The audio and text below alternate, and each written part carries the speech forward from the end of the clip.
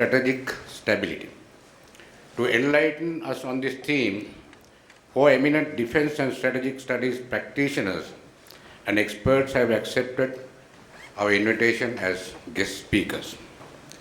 To navigate this most important session of KDU International Research Conference 2022, we have here with us Major General Amal Karunasekera, RWP, RSP, VSV, USP, NDC, PSC, Commandant National Defence College, Sri Lanka, the Chair. Major General Amal Karunasekera, RWP, RSP, VSV, USP, NDU, PSC, M.Sc. was commissioned to the 1st Battalion Sri Lanka Light Infantry on 14th January 1984. Later, he successfully followed numerous local and overseas courses in various fields of studies to uplift his knowledge and continuous professional advancement. His overseas training includes Army Command and Staff College, India, Civil Military Response to Terrorism in the United States of America, International Intelligence Directors course in UK, and Defense and Strategic Studies course in National Defense University, China.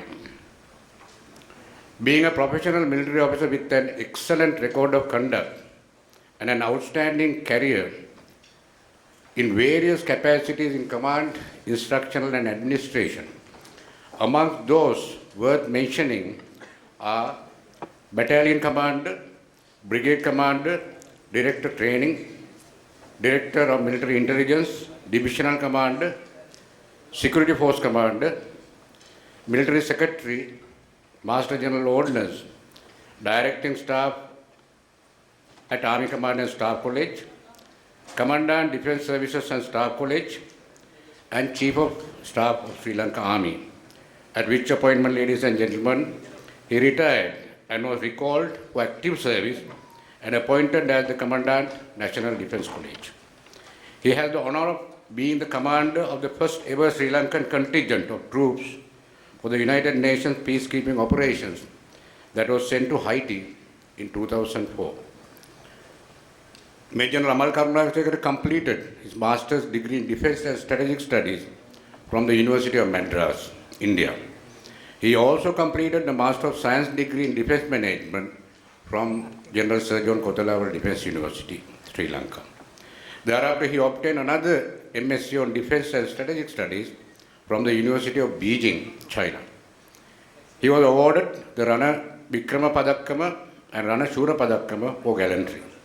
He is also a recipient of Vishishta Seva Vibhushanaya, Medal for Exceptional, Distinguished and Loyal Service, and Uttama Seva Padakkama for his unblemished military career in the Army. Major General Amal Karunasekera is married to Dhananjani and is blessed with one daughter who is studying at General Surgeon Kothawala Defence University. While thanking him for being here with us today, accepting our invitation, I now cordially invite Major General Amal Karunasekera, RWP, RSP, VSV, USP, NDU, PSC, M.Sc. on the stage and chair the Defence Plenary Session 1. Meantime, I would like to call upon our eminent guest speakers, some online, some physically, in this plenary. Dr. Ari Nathan, Indo-Pacific Coordinator, United States Embassy in Sri Lanka. Vice Admiral Pradeep Chauhan, Director General of National Maritime Foundation, India. He is joining us physically. Vice Admiral Professor Dr. Amarulla, Octavian, M.Sc, DESD, ASEAN Engineer, Chancellor of the Defence University of Republic of Indonesia. Professor Mohammad Mizan bin Mohammad Aslam, Professor of Defence, Security and Strategic Studies in National Defence University of Malaysia. Major Amal Karunasekera will also introduce the speakers of the Defence Plenary Session 1 to the audience. Sir, over to you.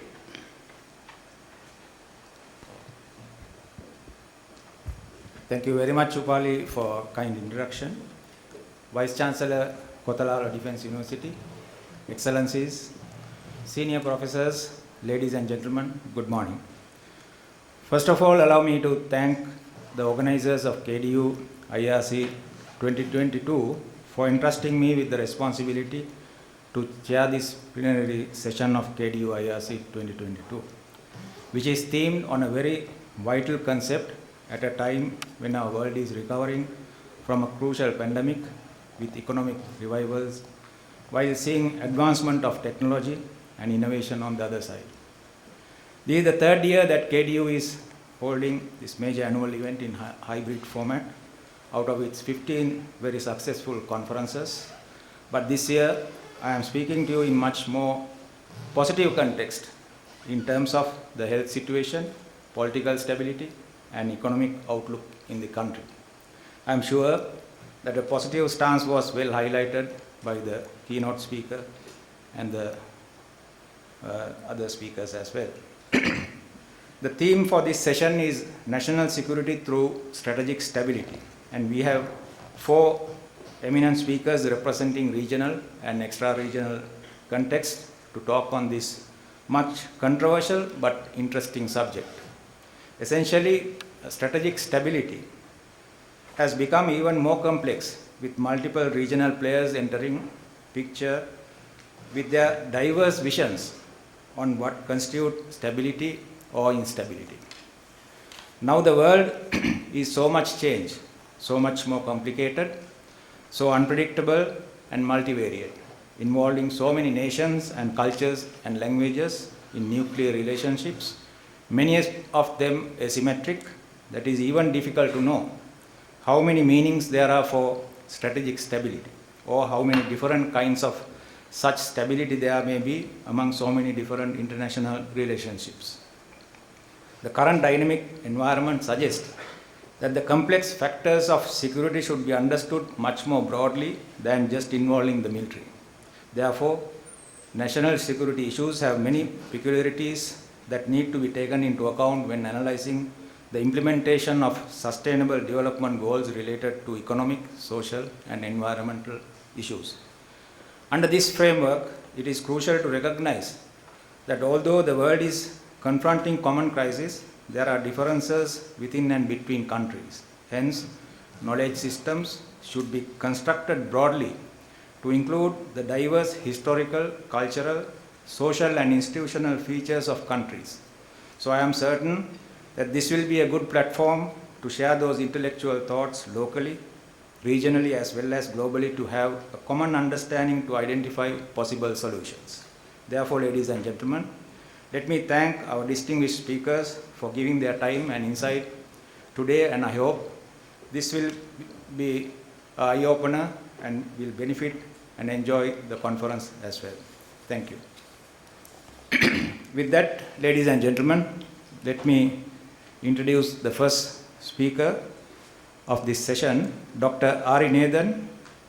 Dr. Ari Nathan is currently a Foreign Service officer with the United States government. Dr. Nathan has worked on 4 continents over the past 10 years, working on a range of issues such as securing renewable energy in Spain, civil society in Colombia, and economic development in Iraq.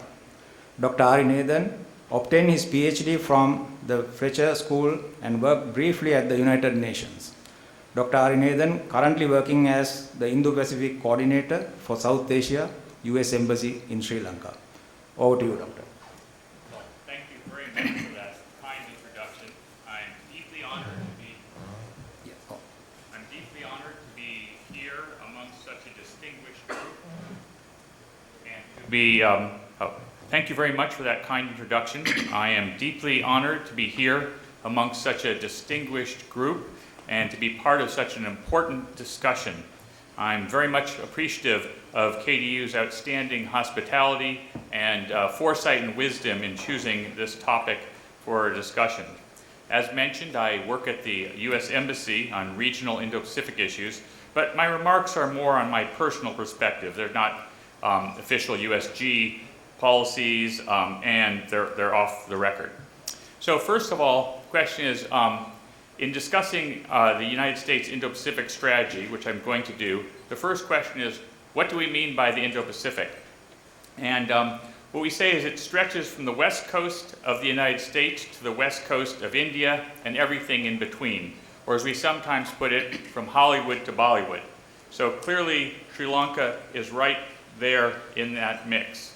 I'd like to focus my remarks really, though, on what is the U.S. Indo-Pacific strategy and how it ties in with a vision that we share with many other countries in the region, including Sri Lanka.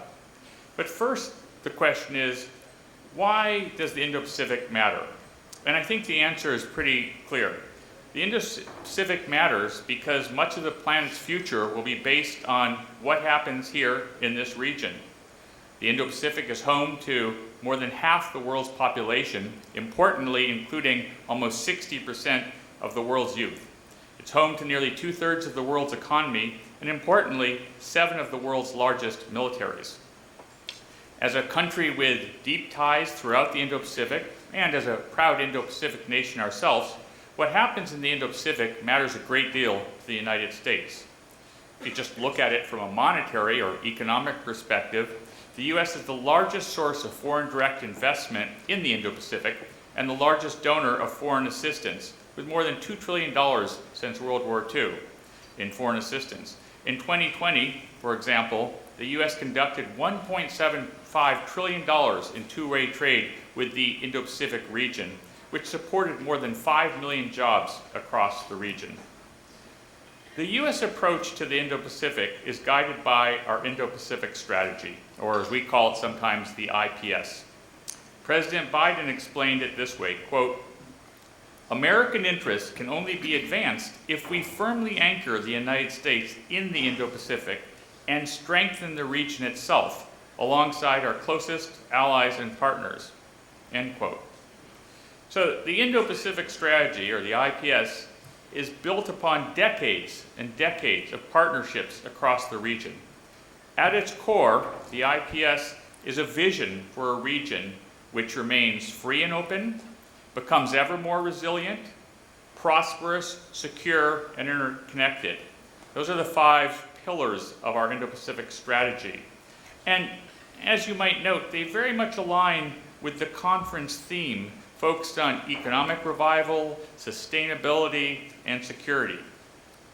The United States is committed to long-term work with our allies and our partners to make this shared vision a reality.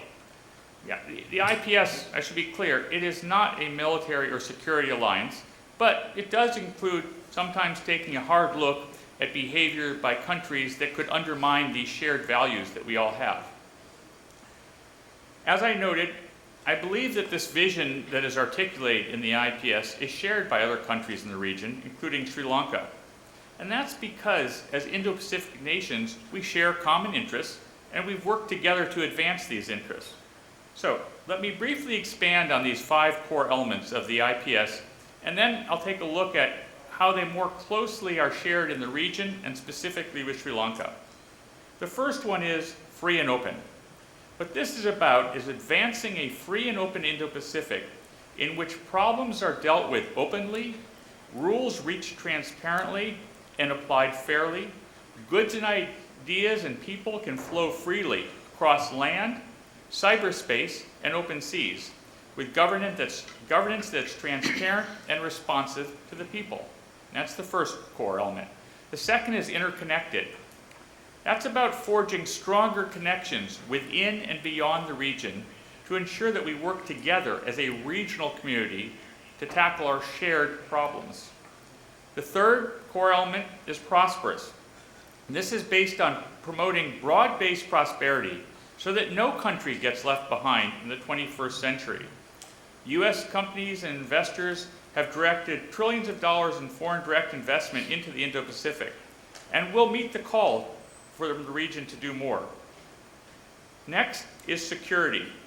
So the U.S., through its Indo-Pacific strategy, looks to bolster security in the region by leaning on our greatest strength, which is our alliances and our partnerships. Security means the movements of peoples, ideas, and goods across international sea, land, and air borders, and across cyberspace, and ensuring that these are done legally and in accordance with international maritime, civil aviation, and cross-border rules. Finally, the fifth core element is resiliency. So we focused largely on two aspects here. The COVID pandemic and building resiliency to that. Globally, the United States has provided over 400 million doses of safe and effective COVID-19 vaccines, hundreds of millions of dollars in additional assistance to save lives. We continue to provide this type of aid, no strings attached, because by ending the pandemic and building back better, we help all of us. Another important element, and as was touched upon by our keynote speaker, is climate change. So the United States has mobilized billions of dollars in clean energy, clean air, and climate resilience projects throughout the region, looking to provide clean, green jobs, both in the United States and throughout the Indo-Pacific. President Biden has pledged to quadruple U.S. climate assistance by 2024. So let me try to take some of these sort of broad concepts and talk about how they apply specifically to our shared vision with Sri Lanka. Now, first, as we all know here in this room, Sri Lanka has a key geostrategic location. It's next to shipping lanes that are vital for global economic health. This means Sri Lanka really can have a key leadership role in the Indo-Pacific, and it should take real pride in the ability to have that role and in exercising that. Now, how does the concept of a free and open Indo-Pacific tie into that? Well, let me just elaborate a little bit. Our Secretary of State, Antony Blinken, described freedom this way, quote, "Freedom is about the ability to write your future and have a say in what happens in your community and your country, no matter who you are or who you know," end quote. And that means ensuring that goods can flow freely across open seas, which is especially critical for Sri Lanka because you're next to some of the busiest shipping lanes in the world. Half the world's container ships, about 2/3 of the world's oil shipments, these all pass right next to Sri Lanka. And for Sri Lanka to leverage its position for its interest in ports and shipbuilding, it means that you need to have open seas and freedom of navigation for all ships. So that's why I say that it's in the interests of both the United States and Sri Lanka to ensure that we have an Indo-Pacific that's free and open. The second area I mentioned was interconnectedness. This is about forging connections, strengthening connections, building new connections that contribute to our shared Indo-Pacific vision. Our individual and our collective security, which includes economic security, as was articulated again by our keynote speaker, will largely depend on the connections that we maintain and build. None of us can do this alone. This can clearly be seen when we look at supply chains in the region, right? We all saw what happened to supply chains in the last couple of years. And it's one of the reasons why we're looking to advance resilient and secure supply chains and remove barriers to supply chains and improve transparency in those supply chains. In June, the Biden administration and G7 leaders announced the Partnership for Global Infrastructure Investment, which included a U.S. pledge of $200 billion over the next 5 years to the partnership. Another example that is literally as well as figuratively about connections was the commitment we made to the U.S. telecommunications company Subcom, which received $4 million in grants to extend the reach of its 10,000 plus mile undersea submarine cable that goes from Southeast Asia, the Middle East, Europe, Singapore, Horn of Africa, and has connections to India, Bangladesh, Sri Lanka, and the Maldives. I mean, we're trying to help ensure that these connections are stronger and more secure in every way we can. And we're not just talking about the private sector. I noted that our keynote speaker mentioned the importance of human capital. And we are very proud. Excuse, Doctor, you have 2 minutes more. 2 minutes? We're very proud of our 60-year relationship with the people of Sri Lanka, where we've contributed to helping develop human capital. We are celebrating our 70th anniversary of our U.S. Sri Lanka Fulbright program, where over 1,000 researchers, professors, and students have traveled between our countries. Prosperous is another key element. our two nations are key economic partners, with the United States being Sri Lanka's largest single export market annually, accounting for nearly $2.8 billion of Sri Lanka's exports. And this number grew even during COVID. The Development Finance Corporation is increasing, the U.S. Development Finance Corporation is increasing its exposure here in Sri Lanka, which went from $20 million to nearly $300 million in 2021, especially through loans to private Sri Lankan banks that use the funding for small and medium enterprises with an emphasis on women-owned businesses. For resiliency, we've donated millions of vaccines to Sri Lanka and provided a lot of economic support as well for COVID resiliency. Climate change, of course, is important. And in the region, we have launched the South Asia Regional Energy Partnership with $49 million for the countries in the region to build climate resiliency. Here in Sri Lanka specifically, USAID has a almost $19 million energy partnership with the government of Sri Lanka to help make the power sector greener. So another part of resiliency now that we're thinking about is food security, right? And just last month, USAID Administrator Samantha Power announced an additional $40 million in development assistance to help farmers purchase fertilizer. The fifth core aspect of our Indo-Pacific strategy is security. And part of this is protecting that wonderful environment here in Sri Lanka that we have. The environmental sustainability, as was mentioned, is a critical part of security. That's why the United States and the Sri Lanka Navy and Sri Lanka Air Force are partners to improve maritime domain awareness capabilities of both services and facilitate working together on maritime patrols and interdictions.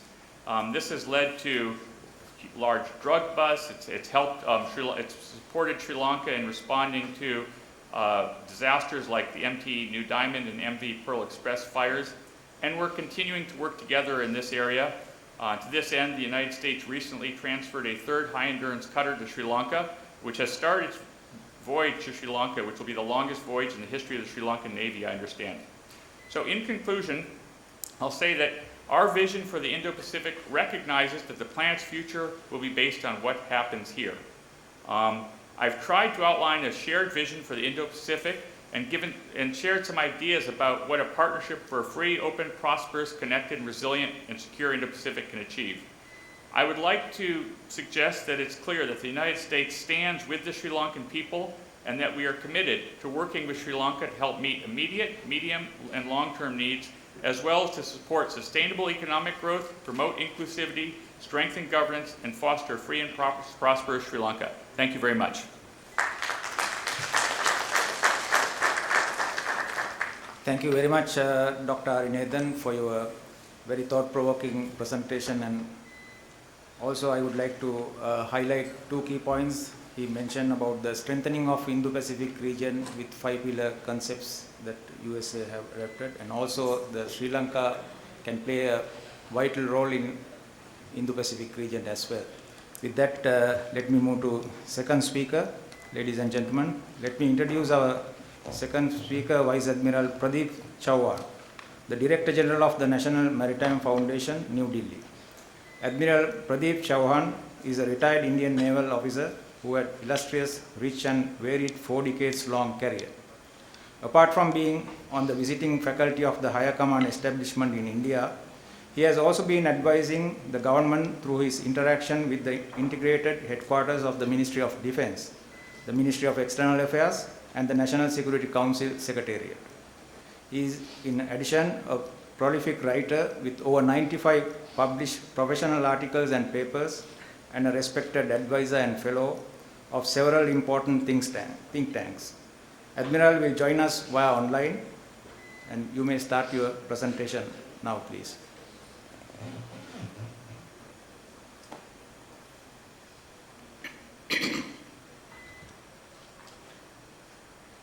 I'm going to support my presentation with some PowerPoint slides, so I hope you'll bear with me. First of all, let me try and put some context to what we're going to be talking about, because we are going to discuss national security through strategic stability. And I'm going to present you an Indian perspective please bear in mind that there are 1.4 billion Indians and that therefore there are probably 1.4 billion Indian perspectives. So I'm going to present one of them. Let me start by asserting that the manner in which we normally position our planning, our analysis, and our discussions so as to keep geopolitics, geostrategy, and geoeconomics in the same typological plane is simply conceptually incorrect. The truth, of course, is like Sri Lanka, every other country has a set of geoeconomic goals and a set of non-geoeconomic goals, and then it develops geostrategies to try and attain these geoeconomic goals and other geostrategies to try and attain non-geoeconomic goals. And of course, having evolved this geostrategy, it then seeks to put in place a set of assurance and insurance mechanisms which could be brittle and relate only to interpersonal relations between political leaders, or they could be more enduring, in which case they are the instruments of foreign policy, namely diplomacy and the military. And that whole caboodle is then geopolitics, and that's what I wish to talk to you about. Now, the next 2 centuries from India's perspective will certainly be centuries of the seas. And as a result, over the course of these 2 centuries, India will either be a maritime power or she will not be any kind of power at all. And of course, the ability to use the seas for our own purposes, while dissuading or deterring or preventing others from using them in ways that are to our disadvantage, constitutes any country's maritime power, and that's no different from India either. And maritime power is, of course, as everybody knows, the military, political, and economic power exerted through the ability to use the seas. Let me contextualize this all very quickly to India. The desired end state for India is clearly the economic, material, and the societal well-being of the people of India. And for the people of India, I dare say you could substitute Sri Lanka or any other people. Barring some autocratic regimes in which regime survival is so important because the people of that state have been conflated with the regime of that particular state. That having been said, we come to the enunciation of a statement of policy, which is really the enunciation of the desired end state. And for India, our statement of maritime policy is encapsulated by the acronym SAGAR, which everybody's familiar with, meaning standing for security and growth for all in the region. And this is the diagrammatic depiction of SAGAR. It is India's dime. It is our diplomatic, our informational, our material, and our society, and our economic outreach throughout the region. Naturally, we are guided in terms of policy, in terms of maritime policy, by a conceptual framework which is now on your screen. And therefore, this indicates 2 basic pillars. One is the blue economy, or otherwise known as holistic maritime security, involving all the features that you see on the left extremity of the diagram. And the other is maritime hard security. Both these must rest upon a legal framework in which national or municipal law is fully reconciled with duly ratified international law, and only then can there be a proper integration of maritime stakeholder activities. And this legal framework of reconciliation between national law and duly ratified international law is the weakest element of almost any nation in the Indian Ocean region. In particular, could I request the tech team to please mute themselves? There's a lot of voice overlay. Thank you. From there, we move down to India's principal maritime interest, which I've already said is represented by holistic maritime security. That is freedom from threats arising in the sea or through the sea or from the sea. And these threats could be man-made, they could be natural, they could be combinations, they could be traditional ones, non-traditional ones, and you're familiar with all of these. I don't need to belabor any of them here. That then brings us to the geographical context, which was alluded to earlier. And as far as India is concerned, our geographical concept of the Indo-Pacific extends farther than that of the United States, and it goes from the shore of East Africa all the way to the shores of the American continents, north and south.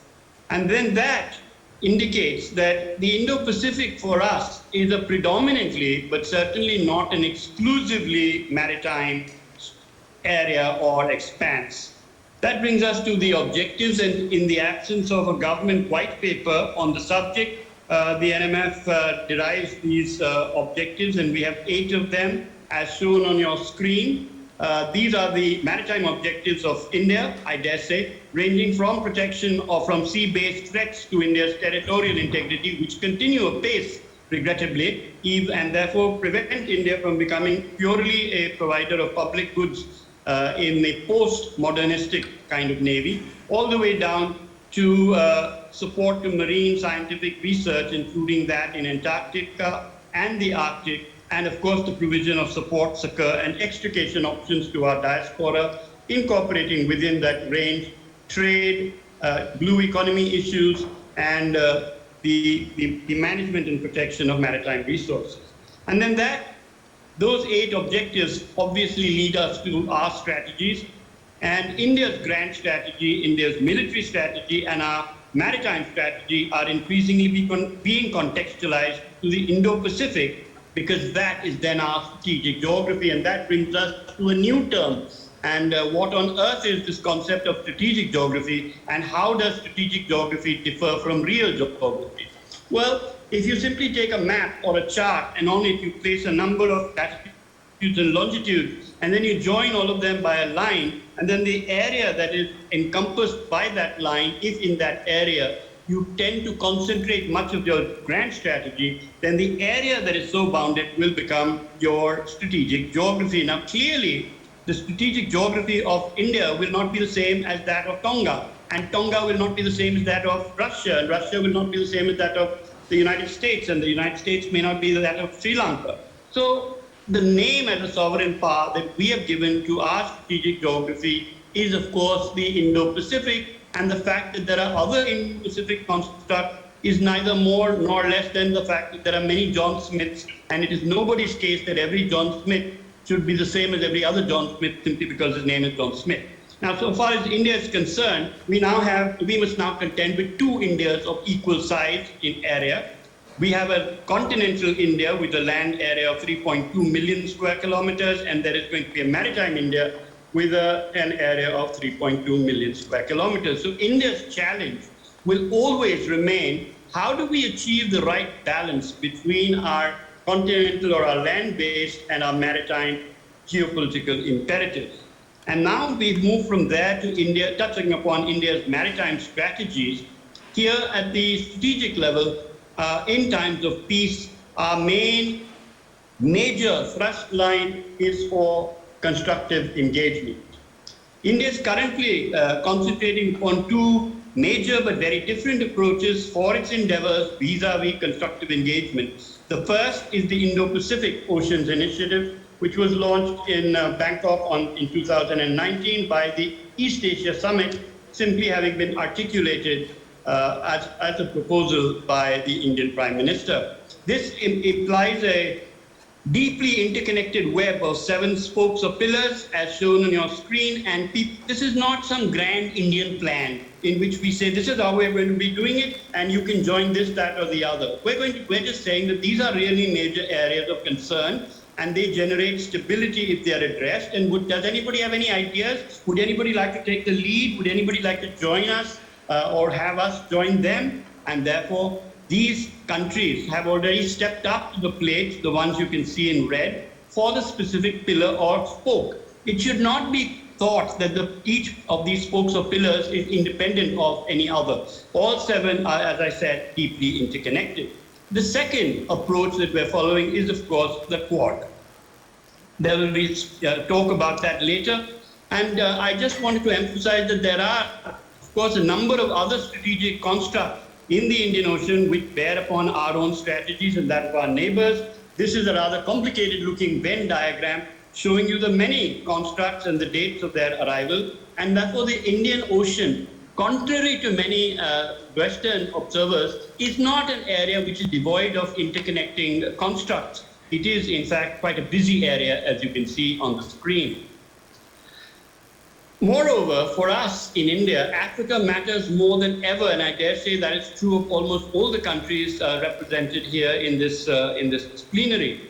Africa has 1 billion people, it has 1 billion young people, it's a growing populace, it's a growing economic power, and therefore Africa's security architecture constructs are a huge effort is being made by us to make sure that they meld seamlessly into our own. Whether that is the Primario effort by the European Union or the 2050 aims strategy of Africa's integrated maritime strategy construct and so on.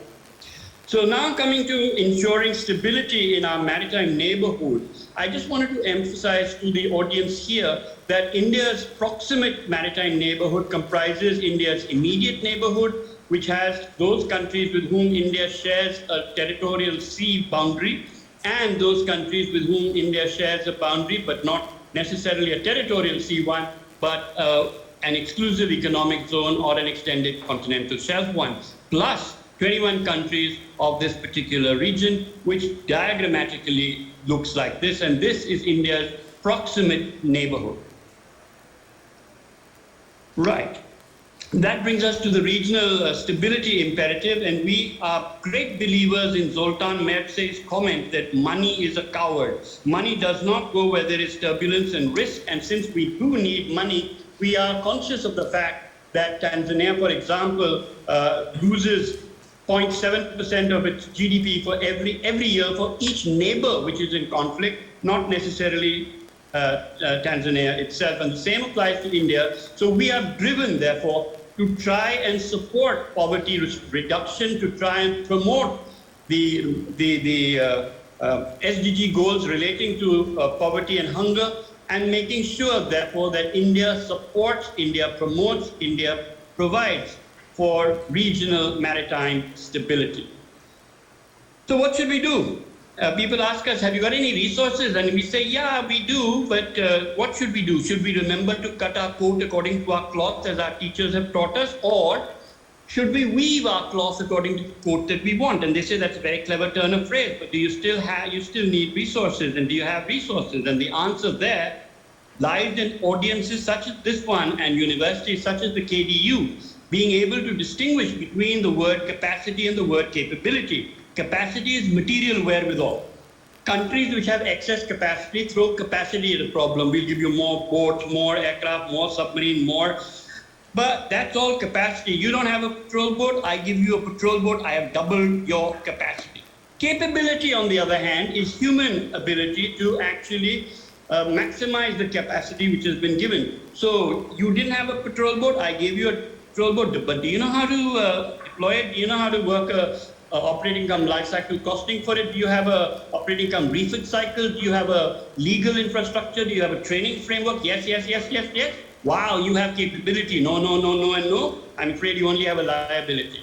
And therefore, excuse me, we in the Indian Ocean area, we may not have too much spare capacity, but we certainly have more than adequate capability. And therefore, we, all of us, we must play to our respective strengths and not simply ape the strengths of others, which might well be weaknesses of our own. Admiral, you have 2 minutes more. Narrow it down. During the troubles that Sri Lanka has been facing in this current year, which have been a follow-up of many issues, COVID not being the least of them, India's assistance to Sri Lanka is not driven by some transactional process. India just recognizes that all boats must rise to the same tide, and therefore India cannot have an economy which is sitting on some crest while the economies of its maritime neighborhood are wallowing in some trough. This simply cannot happen. And therefore, for India to progress as India, India recognizes the need for security and growth for all in the region. It is enlightened self-interest, but we recognize that the security and the growth of the region and the economic development of the region is the only way that we ourselves can grow economically. And therefore, all the effort that is made by India in the last several months, the details of which you are aware, it is hardly for me to be required to point out the specifics, I just wanted to emphasize that whether it is currency swaps, whether it is soft loans, lines of credit, India has not imposed any conditionalities. India has not said that you can only get this currency swap if you have X number of $1 million in your foreign exchange reserves, nothing of that sort, simply because we recognize that Sri Lanka occupies a particularly central place in the Indian heart. So when we provide for capacities in the Sri Lankan hours of need, whether today or earlier, we recognize the fact that we do provide some capacities. We provide for information awareness, maritime domain awareness. We provide for some platforms and some capacities that we can. But the main thing that we provide is capability enhancement. Training. Training is what we do. We don't do this on our own. We don't say, hi, you just Admiral, sit down and excuse while me. we look after that. I'm finishing, sir. You have 1 minute training more. is therefore our major effort. Let me finish with this one slide on risk and tell you that like every other country, we are informed by a continuous assessment of risk in our region. We have 7 major risks as we see it to stability, 1 for each day of the week. So how does it finally look insofar as China is concerned? For us, it looks like this. It's quite scary. But is China then plotting to circle India? The answer is an unequivocal no. But is India getting surrounded? The answer, I'm afraid, is a yes. And so we are concerned with what is happening. We do not consider ourselves to be the target of this, but we are certainly part of the collateral. And with that, I will rest my case and seek to have some further input during the Q&A session should it be deemed appropriate. Thank you very much. Thank you very much, Admiral Chauhan, for your wonderful presentation. Ladies and gentlemen, let me invite our third speaker in this session, Vice Admiral TNI Professor Dr. Amarulla Octavian, the Chancellor of the Defence University of the Republic of Indonesia. Admiral Amarulla is a professor and researcher on maritime security, military sociology, and naval strategy. He is also a lecturer for Indonesian Air Force Staff Commandant Staff College, Indonesian Joint Staff and Command College, and University of Indonesia. He is author of several articles and books and international journals. Ladies and gentlemen, let me welcome Admiral TNI Professor Amarulla Octavian. His presentation will be video recorded. Thank you. Good morning, the Honorable Chancellor of General Sir John Kotela Wala, Defense University, all respected colleagues and distinguished participants. Thank you for the opportunity to deliver my presentation, which titled Navy Role in Dealing with Climate Change. The Industrial Revolution marked the beginning of the shift in human civilization and technological advancement, which become one of the causes of climate change. Climate change has taken place following the shift in human civilization from the first to the fourth industrial revolution. The impact of the technological advancement and the industrial revolution has led to rising fuel consumption, particularly for land, sea, and air transportation.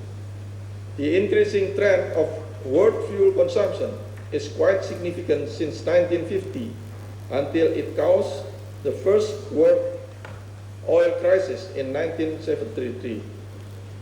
Discussion and talk on climate change began in the 1930s by Milutin Milankovitch, a scientist who discovered mathematical climatology and the astronomical theory of climate change that explain change in the ice age.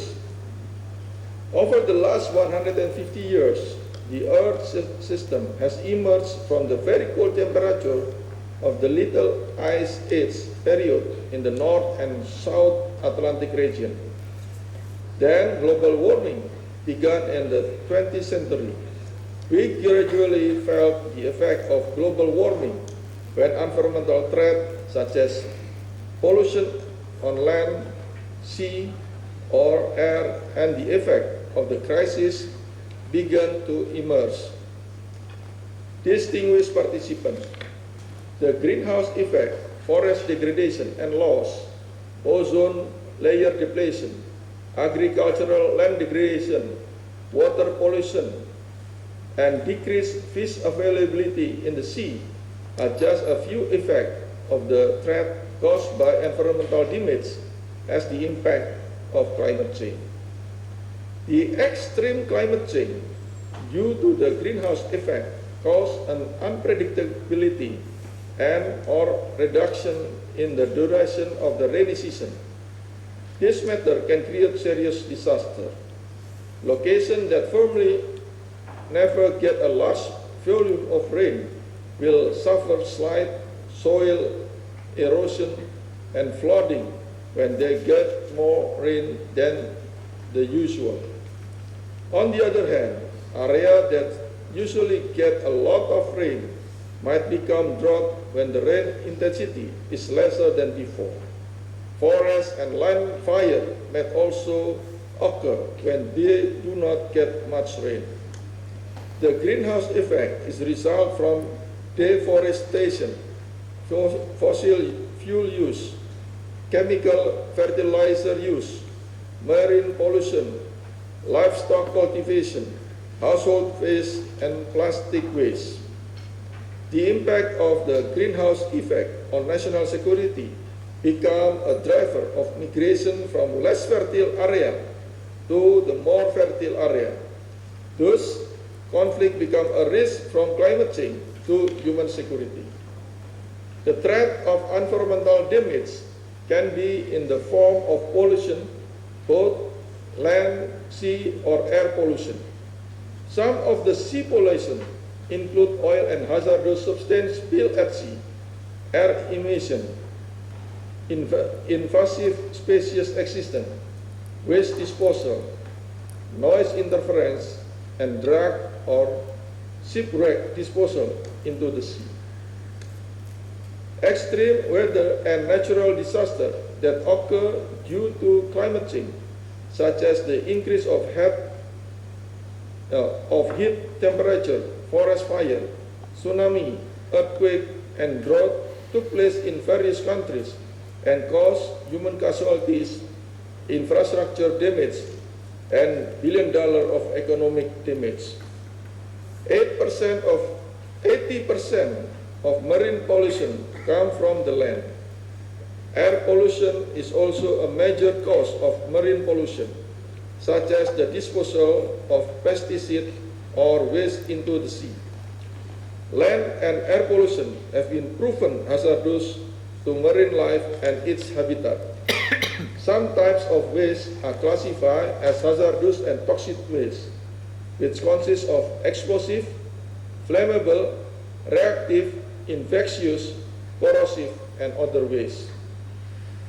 Distinguished participants, the Sustainable Development Goal was adopted by the United Nations in 2015 as a call for action to end poverty, protect the earth, and ensure that everyone will feel peace and prosperous in 2030. SDG itself discusses how to conserve and utilize the sea and marine resources sustainably by establishing the Leave No One principle with a holistic and integralistic approach. Therefore, the Navy role and duty become crucial in contributing as a maritime security strength. The universal role of the Navy is reflected in the Ken-Boot theory that posits the trinity of naval function, namely the military function, constabulary function, and diplomatic function of the Navy. Therefore, the universal role of the Navy can be elaborated as follows. First, the military role, which refers to the optimal use of naval force to win a war or armed conflict. Second, the constabulary role to uphold the law at sea. Third, the diplomatic role, or the use of sea power as a means of diplomacy in supporting the government foreign policy. The Navy must carry out its role in dealing with the emerging threat caused by climate change. The universal role of the Navy is also to perform operational tasks other than war, including assisting to fight forest fire in remote area, conducting climate change intelligence monitoring and recognition operation, providing remote public health monitoring, supporting civil science project, overseeing remote public work infrastructure project, giving advice on national policy, and projecting disaster assistance to regional countries. Climate change does not affect the development process, but also the security sector globally. In this way, the role of the Navy in peacetime could directly contribute to the achievement of the SDG. In the framework of national security strategy, the Navy serves as an instrument of national power to achieve national interests. Three objectives of national interest are related to vital national goals, namely the achievement of physical security, promotion of value and economic welfare. Then the role of diplomacy for other countries can be defined as naval diplomacy and crisis management. Although the constabulary role is not the same as the police role, it can be replaced or supplemented with law enforcement or law and order at sea. Every country has its own characteristic in positioning its navy in this trinity, which depend on the diction of each country political decision. Distinguished participants, in the current and future development, the role of the Navy is directed more on the security of the maritime environment. So there is a need for adoption of the new Navy role to deal with the threat of climate change as part of the maritime security power. The new role of the Navy must be able to address environmental changes that might create maritime security problem. The constabulary role can be implemented as a law enforcement role for nature conservation, and the diplomatic role as a role to strengthen environmental care for nature conservation. The new military role of the Navy is a form of environmental care for nature conservation. Some of the new military role of the Navy are to preserve and safeguard maritime border, maintain security and stability in the maritime domain, and prevent maritime threat that may come from water. Operations are conducted to support residents' effort for the community during peacetime. Among them is the management of environment pollution, especially in the water. The need to be improved in order to slow the path of climate change and cause less harm and loss to the ecological balance of the local and global ecosystem. The new constabulary role of the Navy is a form of care to the environment through law enforcement for nature conservation. Defense and law enforcement organizations have a specific and direct responsibility for maritime security. Maritime safety is both prevention measure and response intended to protect the maritime domain and limit the effect of hazard and accidental or natural damage to the environment, as well as risk or loss. Many organizations are responsible for maritime safety, which consists of search and rescue organization, law enforcement or constabulary agency, marine traffic control, fishery protection, cultural protection, and environmental protection agencies. The new diplomatic role of the Navy are the role of strengthening environmental care in nature conservation. The importance of naval diplomacy has recently increased as a result of high concern over maritime security and the need to meet the shared maritime security demand. The objective of the maritime diplomacy policy are to optimize the existing marine potential and to fulfill the national interest through international law by using strategies to improve countries' leadership in various bilateral, regional, and global maritime cooperation. Naval diplomacy is the use of the naval force as a diplomatic weapon for advancing political and foreign policy purposes. Diplomatic function can begin as positive function, Recording in progress. such as disaster relief, or change into a function that involves more coercion. Naval forces can be used to send symbolic messages to government by progressively improving their offensive capabilities.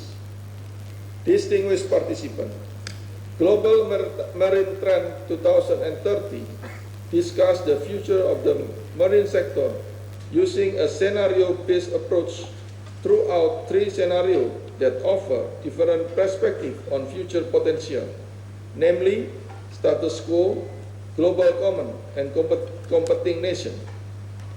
Meanwhile, various applications are operated in 3 sectors of the maritime technology, which are marine science, naval operation, and survey and exploration. Some problems that have been raised in the report are slowing path of globalization, technological advancement, industrial revolution. Technology is developing very fast, especially in information and communication technology, at the core of advanced maritime technology. Autonomous system functionality and technology is the key challenge of maritime advanced technology, as indicated by this method. First, how technology is developed, validated, and applied in autonomous system. Second, the challenges related to technology installation and integration with existing assets. Third, the related risks, dependability or reliability in operation, and the overall system security justification. Fourth, the affordability and whether technology represent an interesting and relevant investment case of infrastructure. The development of advanced maritime technology breakthrough is prioritized in the light of persisting climate change. The use of unmanned systems with high accuracy and efficiency is also prioritized for monitoring and detection of criminal crimes at sea. Awareness and commitment are the indicator of success in law enforcement effort at sea and strengthening maritime resilience. Without having to go through a convoluted process that demands higher level hierarchy, both communication, coordination, and consultation aspect between the fleet and Coast Guard will be much easier. Commitment to maintain the stability of maritime environment security or the quality of maritime security require diplomatic infrastructure management and maritime diplomacy implementation in accelerating marine reconstruction agreement with regional countries. That's all my presentation. Thank you for the attention, and I wish you all a good and fruitful conference.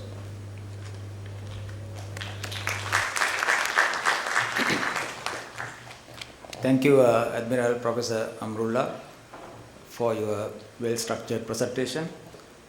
He emphasized on the environmental security and also the climate security importance, with special emphasis to sea pollutions and waste management, etc.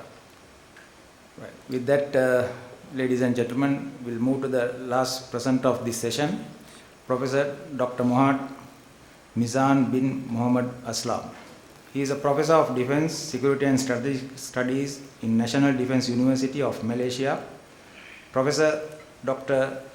Mohammad Aslam is also a Senior Lecturer in Counterterrorism Studies at the Naif Arab University for Security Science, Riyadh, Saudi Arabia. Professor Mizan also works with Ministry of Home Affairs of Malaysia in developing national actions and modules on de-radicalization programs. Professor Dr. Mohammad Aslam, the floor is yours. Right. um,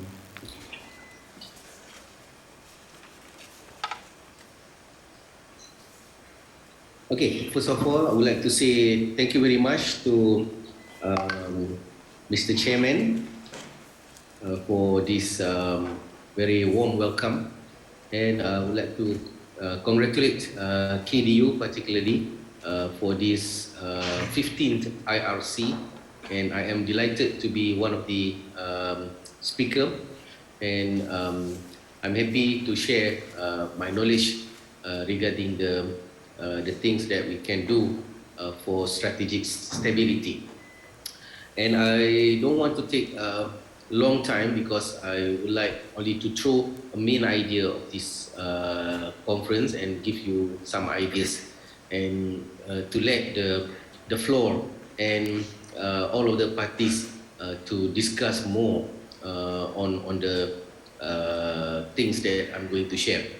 And I would like to thank you also all of my speakers, the colleagues who just presented, and it is also a wonderful presentation and give me some of ideas of the issues that we are facing now. Okay, so let me share slides, which is not so long. It is only about 7 slides to be shared. Okay.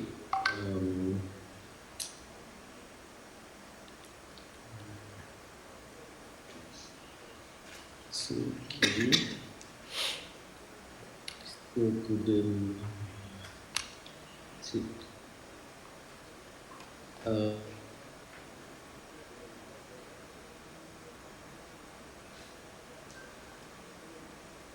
no, organizer, can you let me?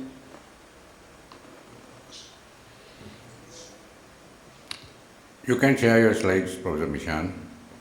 Okay. Yeah. All right.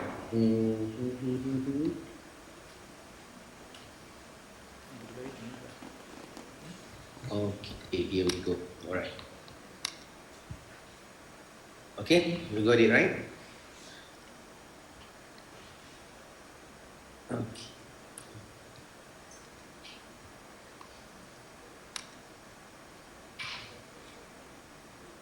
Okay, so right, so my presentation today is mostly on the national security through strategic stability, which is I'm focusing on the 4th force of strategic stability, which is nowadays we are not only focusing on what we call the traditional kind of military advance that we have.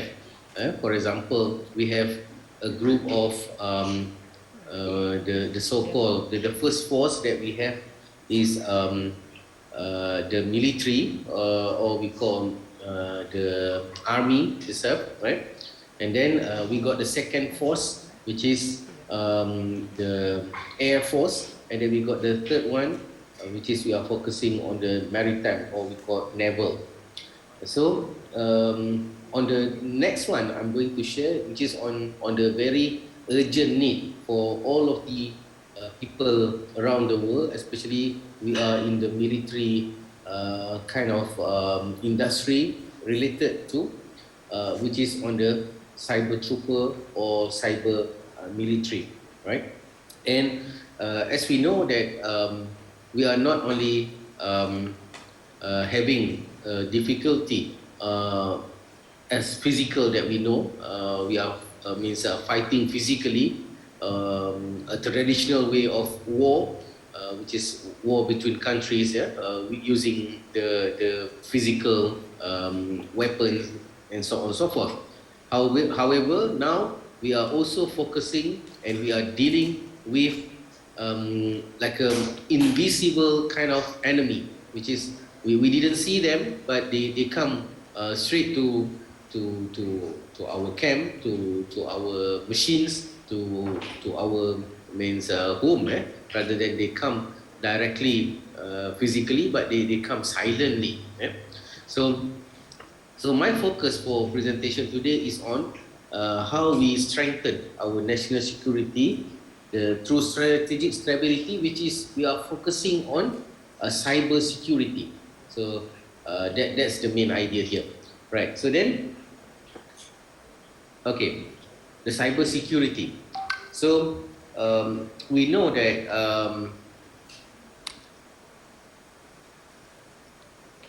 okay, right. Let me share it again. Okay, yeah. Okay, we know that what they have the meaning of cyber security is computer security, cyber security or information technology security. Okay, is the protection of computer systems and networks from information disclosure, theft of, or damage to their hardware, software, or electronic data, as well as from the disruption of misdirection of the services they provide.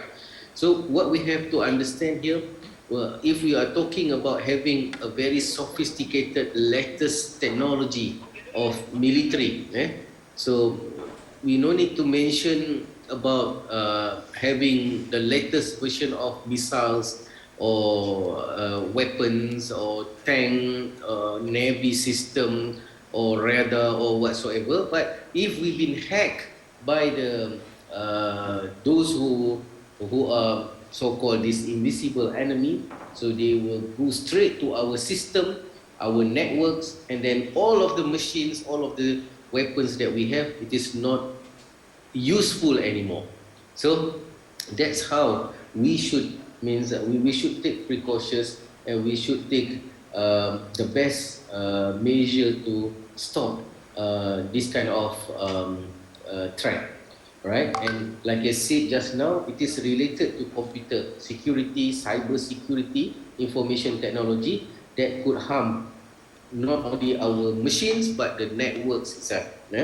So then if we have any kind of weapons, we cannot use it because it was hacked, and then it cannot be used anymore, and we cannot attack our enemy, and we are on the defensive side, and we are totally, completely in problems, and we might have big difficulties and issues, right? Okay, so that's what is all about the cyber security. Okay, now if we go on the cyber attack, right? So we've been attacked. Like I said at the beginning, we are not being attacked physically. We are not being attacked as normal kind of attack, but we've been attacked by the so-called invisible enemy.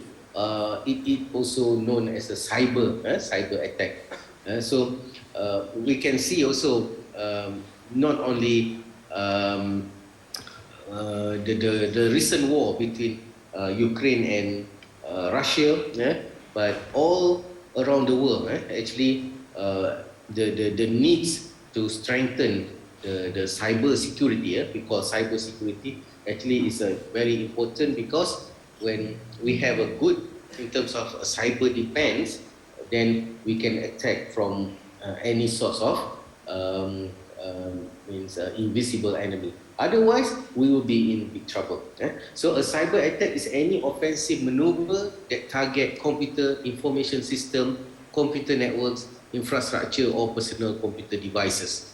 So it means not only computer that we do, or the system or the network that we do in our camp, our military base, or our national defense university, or like a KDU or whatsoever, then they might also intrude or hack our own personal computer that we also use it for any kind of works related to our institution, right? So this is what I said just now, which is we are talking about our cyber military, which is our fourth what we call the fourth force. So this is the normal that we have three, and we are always put the cyber like a one department under maybe under the armed force or under the military itself. But I would like to suggest, and with this kind of conference, for all of the entities around the world, those who are involved in the military defense, we should also look into another fourth force, force we call the fourth force, which is focusing on cyber military. So it might be someone in the different uniform, but they are also part of the very important, and I might say the cyber military, it could be above all of the traditional kind of armed forces that we have. So they might be the highest one, because what we have here and here won't be work anymore if the cyber attack happen. So then that's why we have to strengthen this one, right? Okay, so why we need fourth force to provide security to all citizens and military, right? The country itself, our Prime Minister, our President, and many more. So you are talking about, for example, Air Force One, who are on the airspace, and then suddenly the system have been hacked, and then the plane might be grounded, or all of the satellites in the outer space might be fall down once the system have been hacked. So which is to provide a security to all citizens and military, so that we need such kind of force. And then detecting, defending, responding, and preventing. So this is the four main pillars that I would like to suggest here when we talk about cybersecurity in military. All right, as a strategic tools, we need to ensure our team, they know how to detect, they work to defend the system itself, and then to respond, and finally to prevent. Prevent it from happen again. So it may harm military system and networks, and many more, right? So this is like the first attack that could happen all around the world. Okay, then when the war, for example, go for so long, and then when they have a time that they have no more, for example, electricity, no more access to the country, then after that it will start the physical war. So that's why before physical war starts, and the fastest attack, the fastest kind of war, which is a cyber war or cyber security attack, right? And then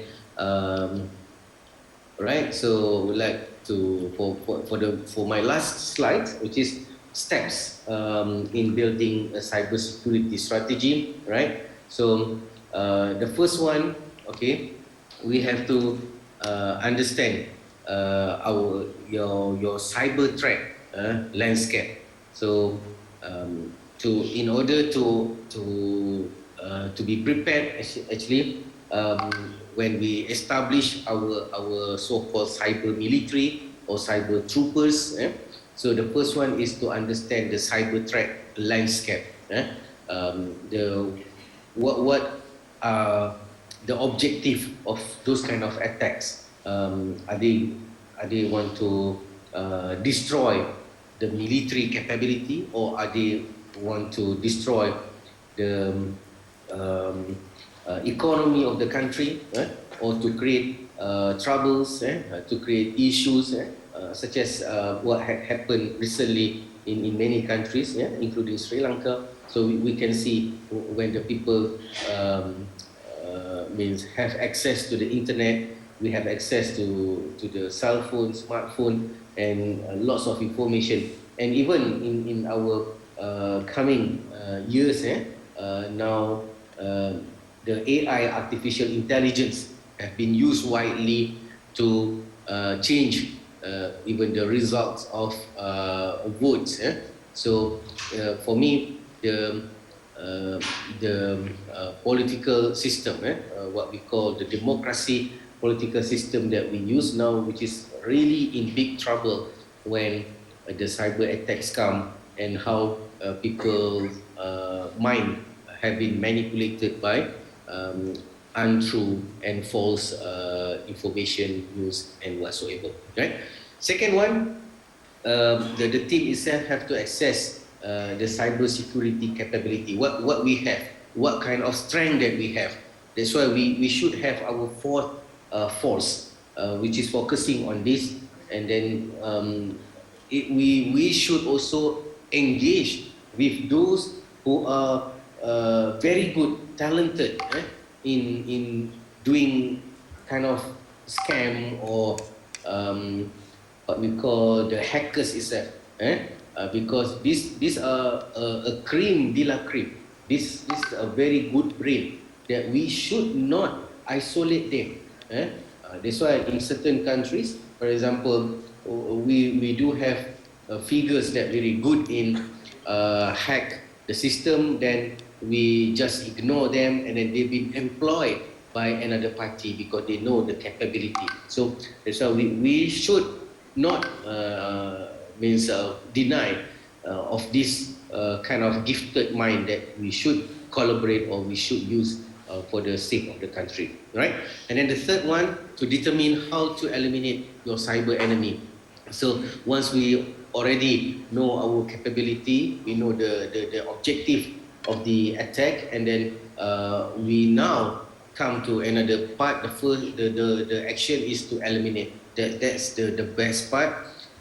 Whether we are success or not, or we are good enough to eliminate, or they might transform, or they might use like the bigger scale of attack. Maybe they just try for the beginning, and we start to eliminate, start to attack them, and then they might come back with a good or big kind of troops that might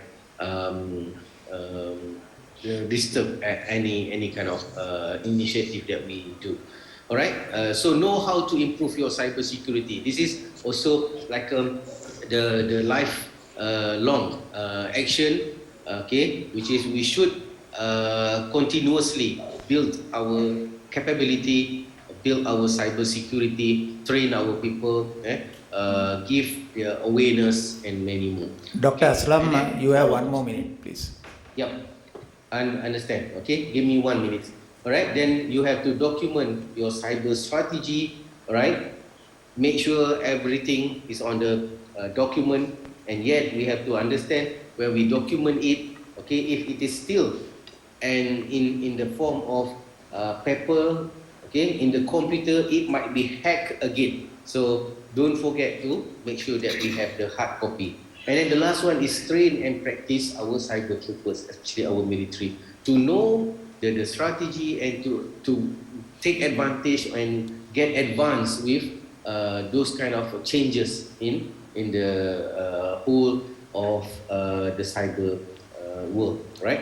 So that's it from me for now that I would like to discuss, and thank you for your time and opportunity that been given to me, right? And I would like to have a good time for Q&A, and then if I couldn't answer it, I might you may write an email to me, and then I will drop my email and contact number at the chat box, and please do in touch. Right. So again, thank you very much. Right. I'll go back to Mr. Chairman. Cheers. Dr. Aslam, thank you very much for your thought-provoking presentation, and he mainly focused on the cyber security and the cyber attack, and I'm sure there will be many more questions on these areas, especially on the deep web and the dark web crimes as well. So let me have 20 minutes for Q&A session, and floor is open to you. Anybody who is willing to pose questions on virtual platform may do it so with the chat box, please. Thank you. Over to you. Yeah, Dr. Sanad. I'm from the Department of Strategic Studies. I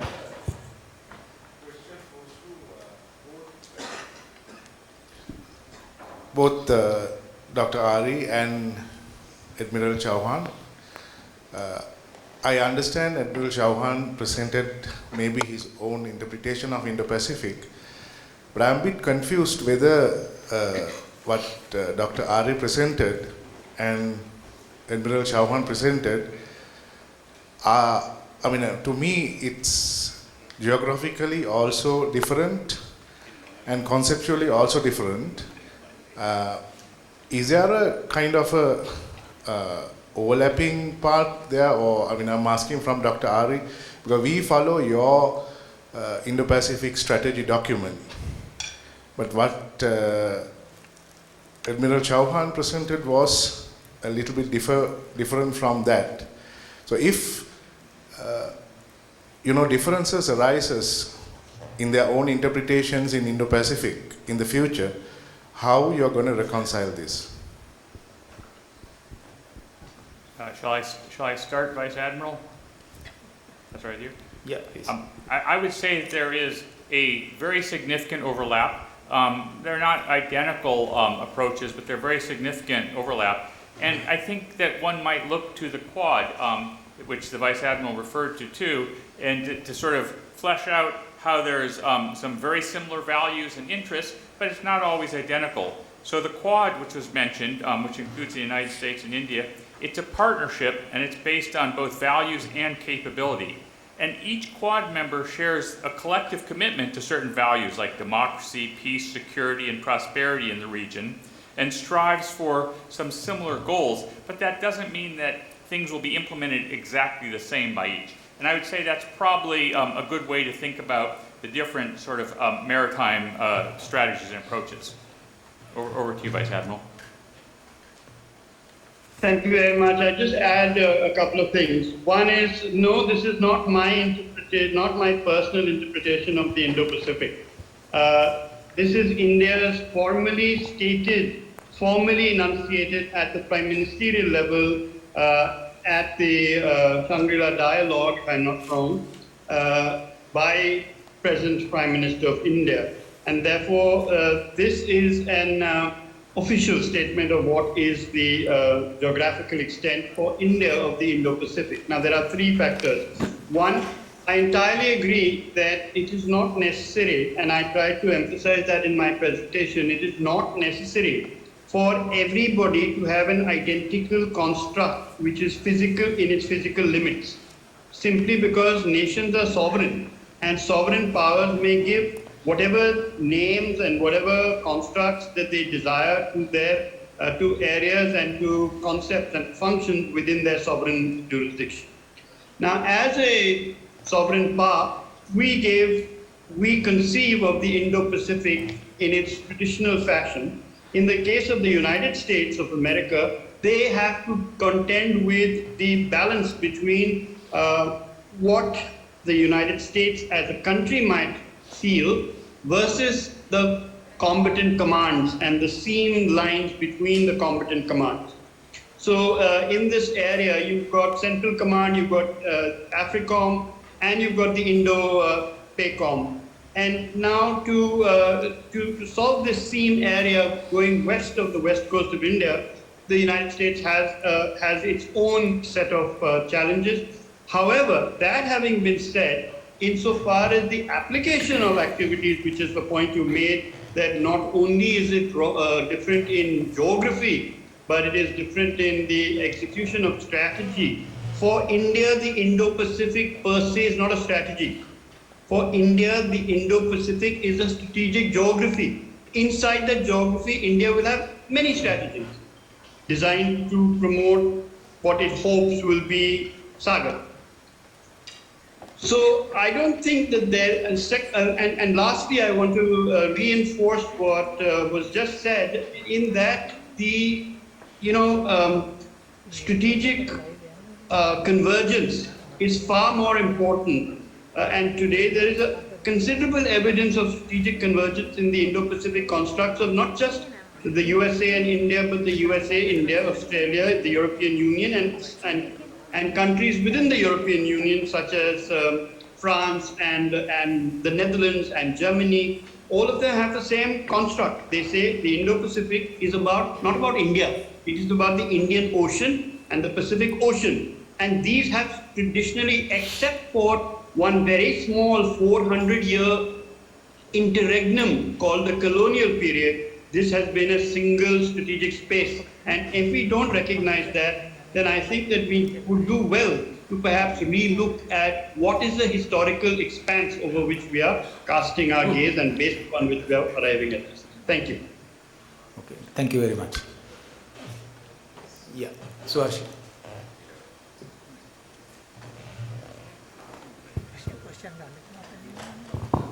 Professor, 1 minute, please. Thank you very much, sir. My question goes to Dr. Ari Nathan. I am Akura Suharshi from Indo. As per as you ability discuss regarding the funding that you have done to Sri Lanka and the countries within the Pacific region, so it shows the interest the West has on this region. But as per the recorded this thing, Sri Lanka debt is approximately 50 billion. And when you consider the Russia war, now you all have, I think, as per the funding, it has gone more than, some say it is 50, some say it is 80, and some say it is even above 100 billion. So all these nations in the Indo-Pacific, they are developing countries. So they need money to develop their countries.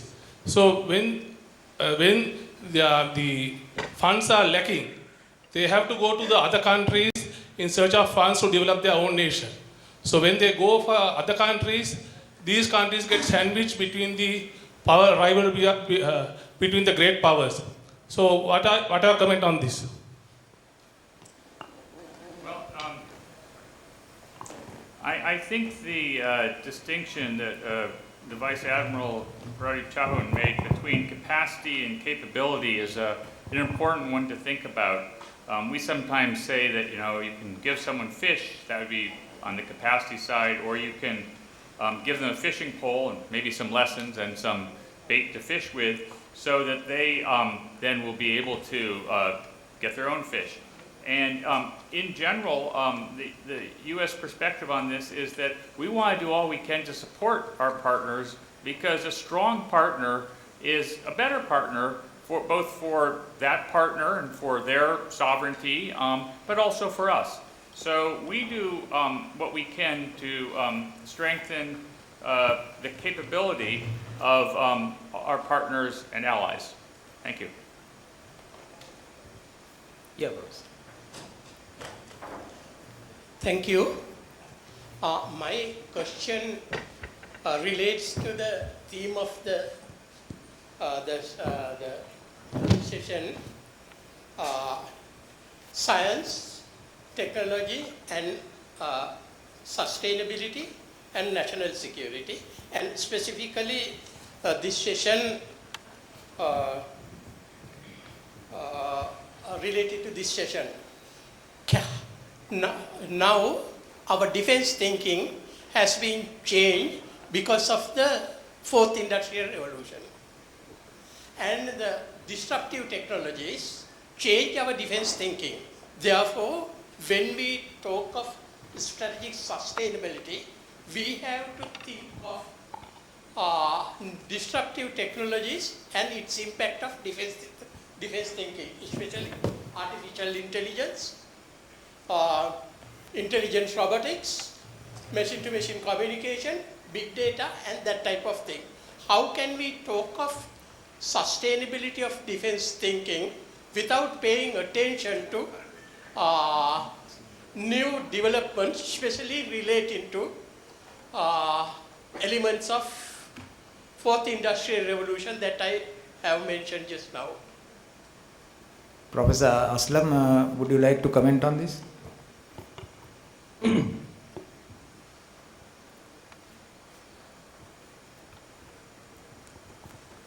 Professor Aslam, would you like to comment on this, please? Anybody from, yeah. So I'm happy to take, try to answer or try to respond to that excellent point. So Professor Aslam talked about cyber military and cyber security, and I think one might also think of cyber sovereignty moving forward. And by that I mean that countries need to make sure that your cyber infrastructure is not controlled by another country when you upgrade to 5G and other IT infrastructure upgrades. I think often countries see this as primarily an economic or financial decision, maybe buy the lowest systems, but we need to think of this more with the security components as well. And then I would also mention that I was very intrigued by Vice Admiral Pradeep Chauhan's point that, quote, the next 2 centuries will be centuries of the sea, end quote. And to get to your question about the accelerating technologies and science in the Industrial Revolution, it made me wonder, you know, in the next 2 centuries, what will we mean by the seas? Because as Vice Admiral Octavian reminded us, climate change and environmental issues are going to dramatically affect the seas. They'll be rising, they'll be warmer, there'll be a lot more extreme weather events in the seas. And perhaps even more significantly, our technology is going to change so fast. But if we look back 200 years, in 1820, steam engines had just first been used for only about a decade for ships. It took about 100 years before then steam replaced sailing ships. And then quickly we transitioned to coal, and then more quickly to petrol, and then more quickly to nuclear. So I think this idea of innovation, you know, our keynote speaker talked about the importance of innovation for your GDP, right? You need to have above 55% of your GDP be based on innovation to have good steady rises.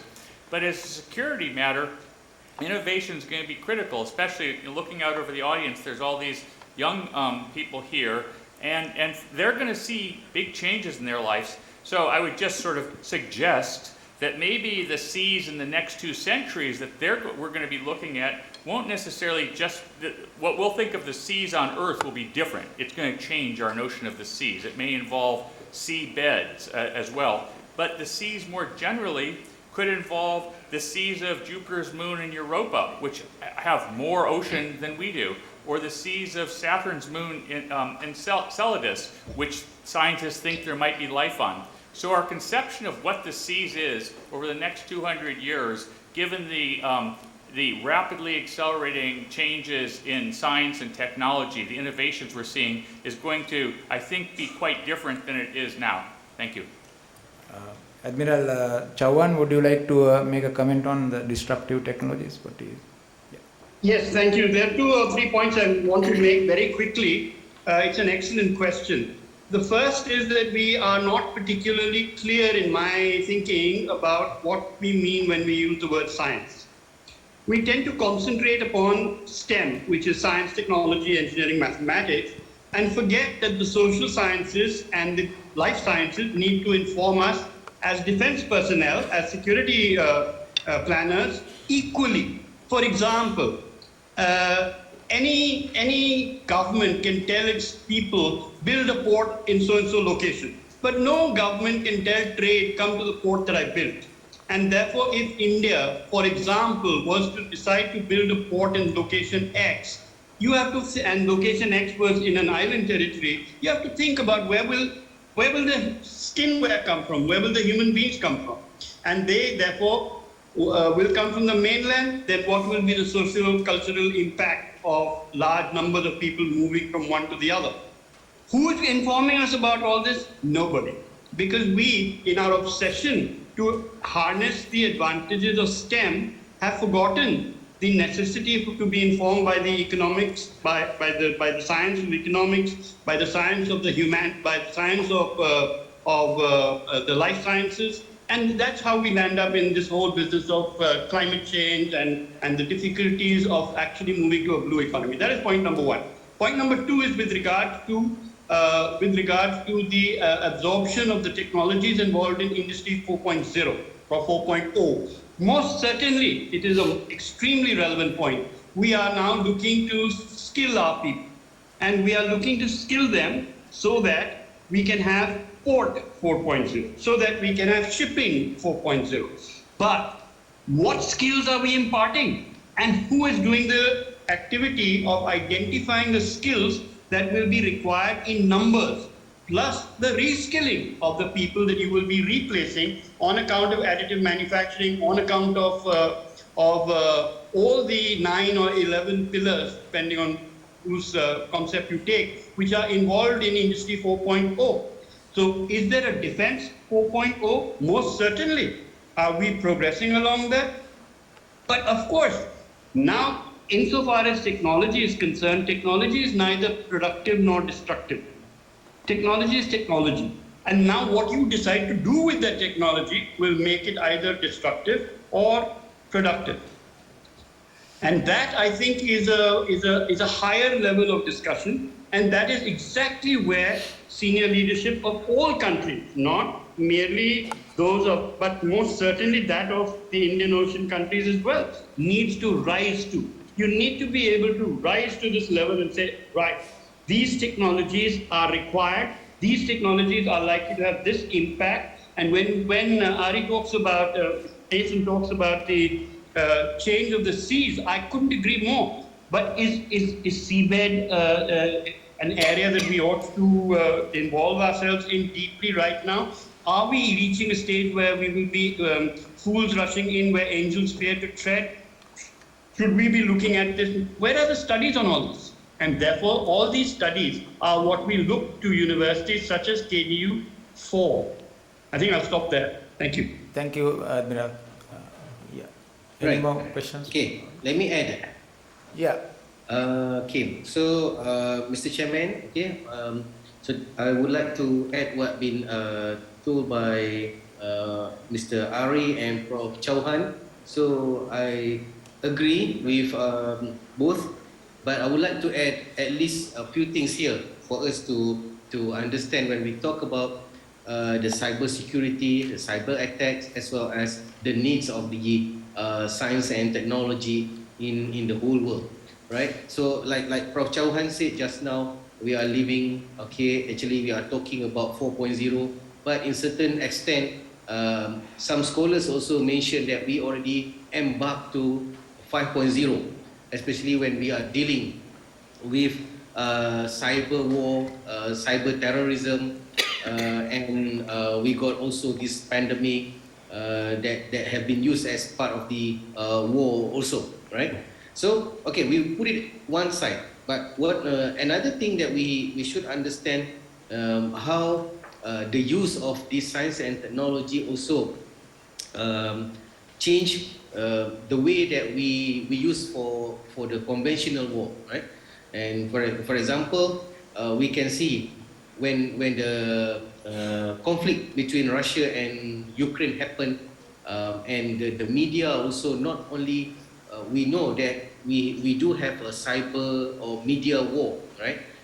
So media warfare, and then how certain kind of issues have been used to manipulate those kind of systems. But what we would like to understand here, how science and technology also taking part when they use AI to change the video, to change the voice, to alter the news, the message, the information, and finally the end users, which is people, they got confused and they don't know which one are right and which one are true. Okay, that's the first issue that we should understand.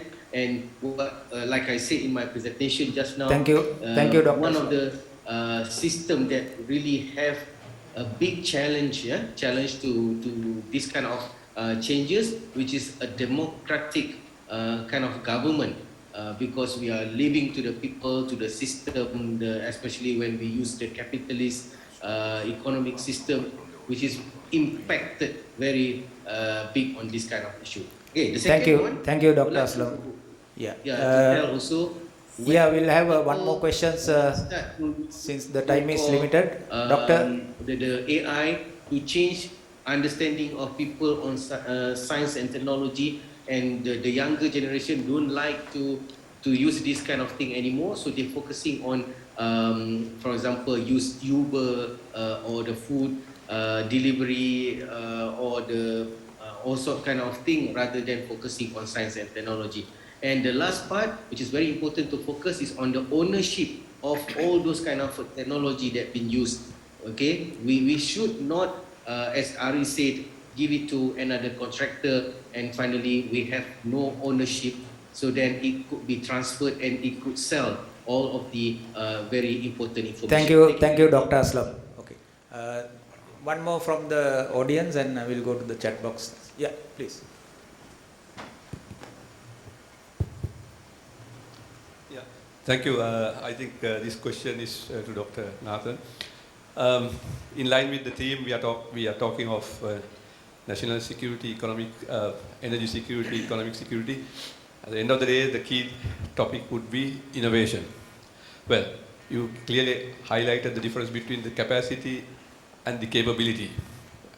Countries like Sri Lanka in the region, should we follow the conventional route of developing the capabilities by the sample of the fish rod?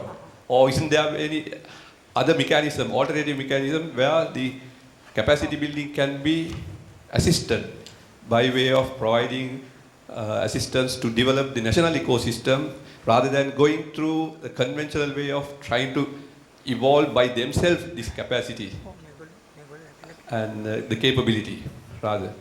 Is there any other alternative mechanism from countries like US in this regard?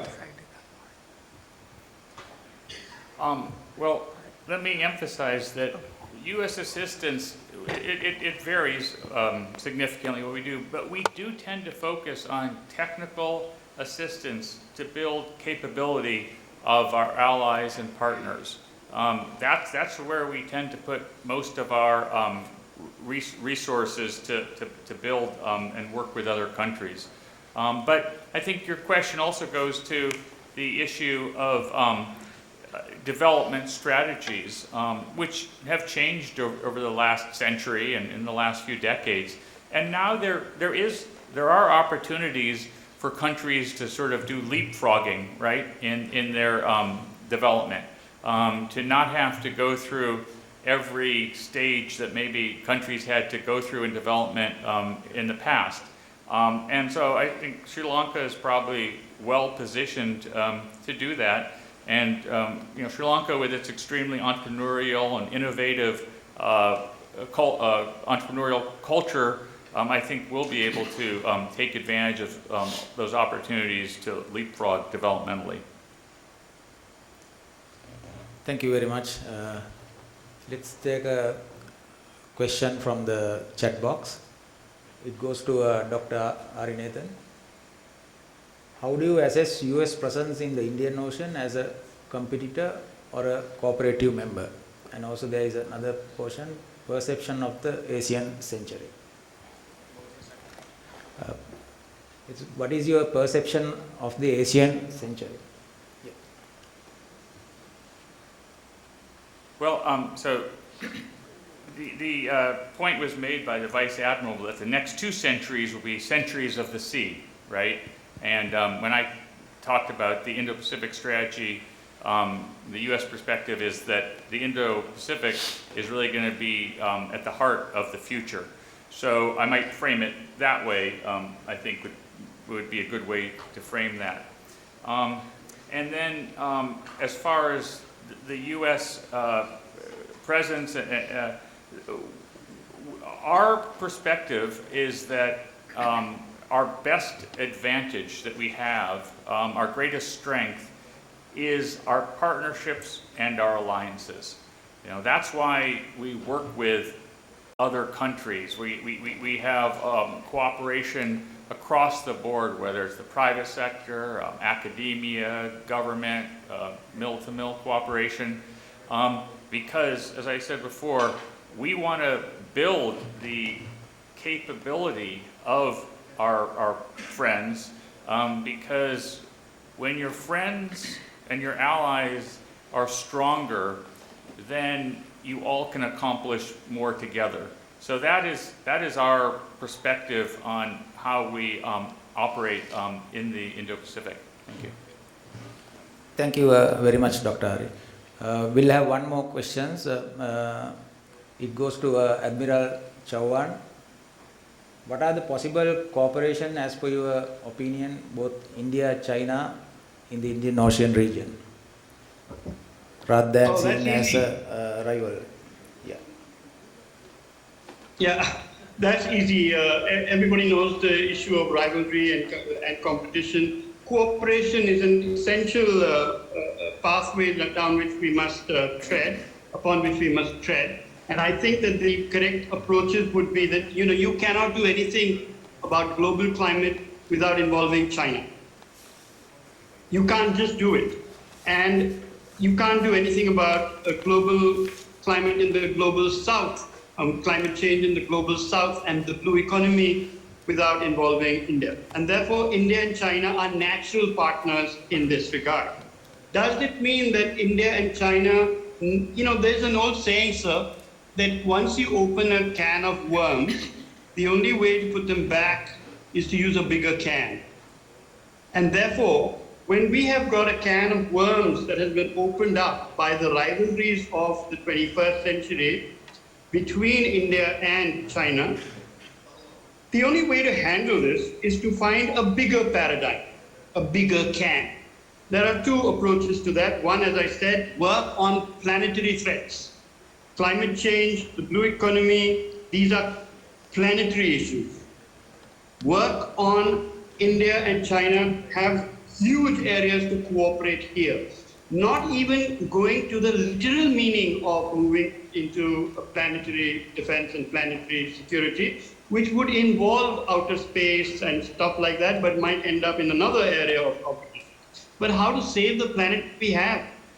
These are areas that we must be able to involve India and China cooperatively in, and I think that there's huge scope for it at the sub-tactical level. At the other end of the spectrum lies the whole area of search and rescue and humanitarian assistance and disaster relief.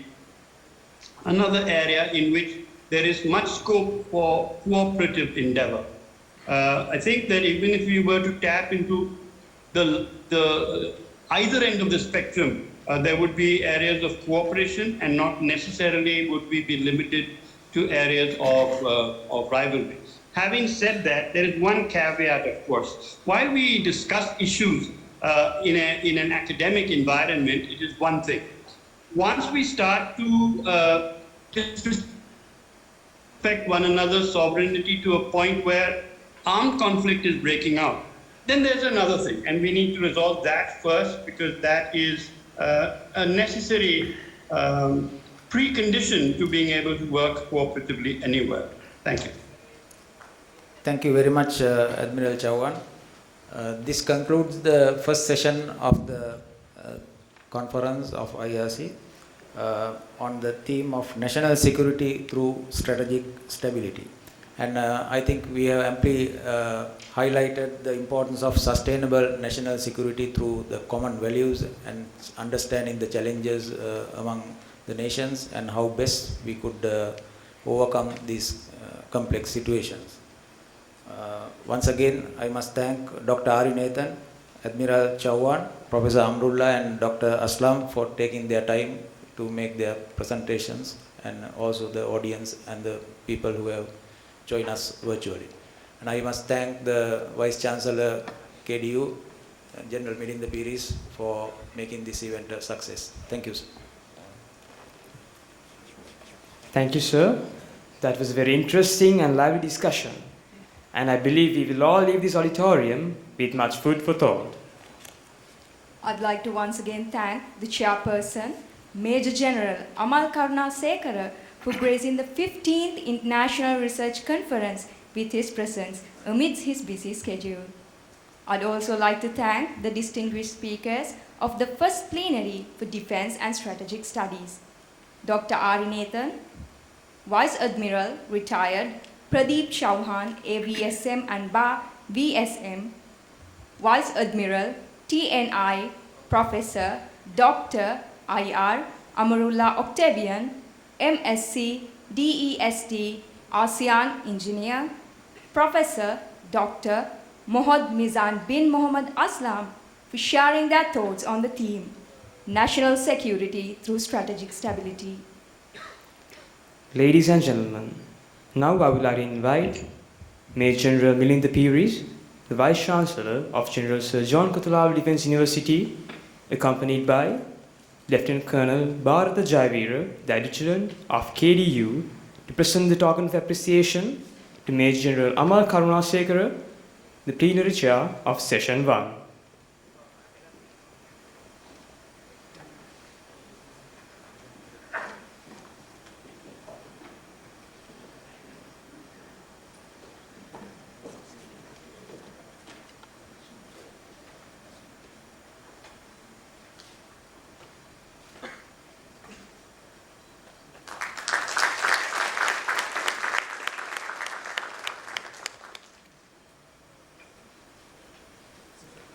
Sir, please remain on stage.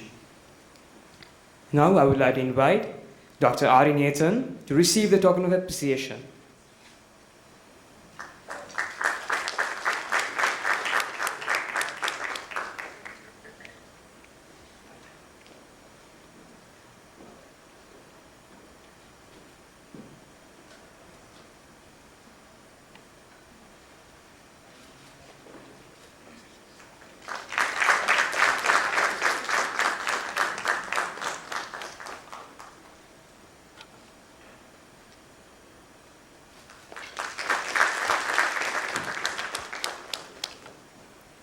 Thank you, sir. Ladies and gentlemen, with that we conclude the first plenary for Defense and Strategic Studies for the 15th International Research Conference. I request the online participants to remain with us via the link provided for the second plenary session. The participants who are with us today physically may join us at the auditorium of Faculty of Defense and Strategic Studies at 2 p.m. Thank you.